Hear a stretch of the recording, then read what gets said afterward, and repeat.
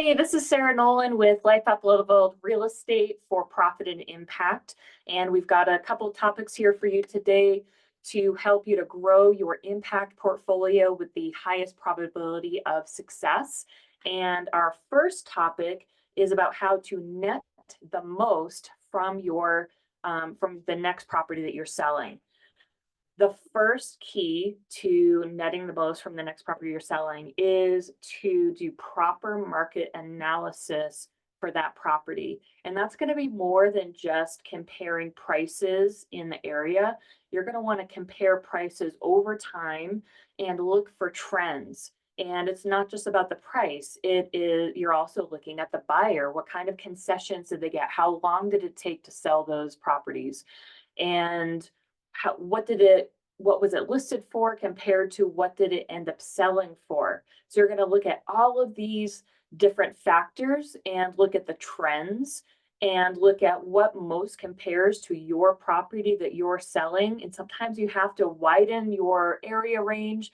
Sometimes you have to widen your time range to find the best match. And you've got to use a little bit of your intuition here because sometimes it's not going to be black and white. Often, most times, it's not going to be black and white. I've been surprised at what something actually went for that didn't make logical sense. It's like the market, especially in a residential market, can be very emotional. That's why we need to look at the trends and look at the specific units, like the quality of the finishes, the dates and the trends within the market for that particular property. So number two is to price it according to the market trends. The average price of the neighborhood might be one thing, but then when you look at the holistic view and look more specifically at that particular property and finishes and all that, you might see, oh, well, there's actually a trend for this particular property within the last month that's going in a different direction than what the average is doing. And so then you can price it according to that. And you also want to think about your buyer, having your buyer in mind when you're pricing it. What are they doing? How are they searching for things? What is the price range that they're searching? It's not going to do your listing any good when you price it with like a 99 at the end. It may look a little bit less, but like when you look at the behavior of the actual buyers, they're going to be looking in a range. And if you go down $1 to end it with a 99, then you're missing a whole group of buyers in the process who just aren't looking in that range. So think about that. Think about having it be like an even number. And ending it with like you know halfway through the hundreds of thousands or whatever it is, or millions or wherever you're at, thinking about pulling from multiple buyer pools and how they're searching. And then when you're writing this description, you also want to have the end buyer in mind. Who is going to pay the most money for that property? What are they going to value the most?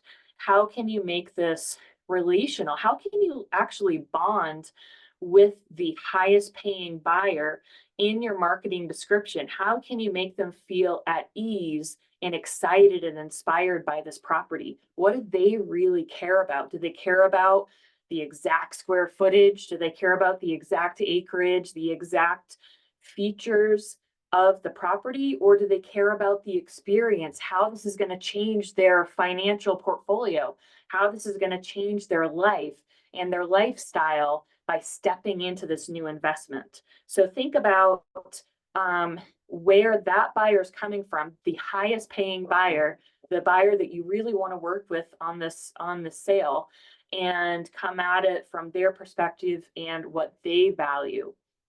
The third, or not sure what number we're at now, but the last is to make a good first impression with the photos.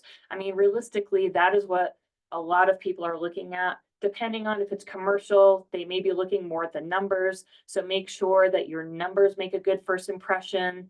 Like I said, price it according to pulling in different buyer pools.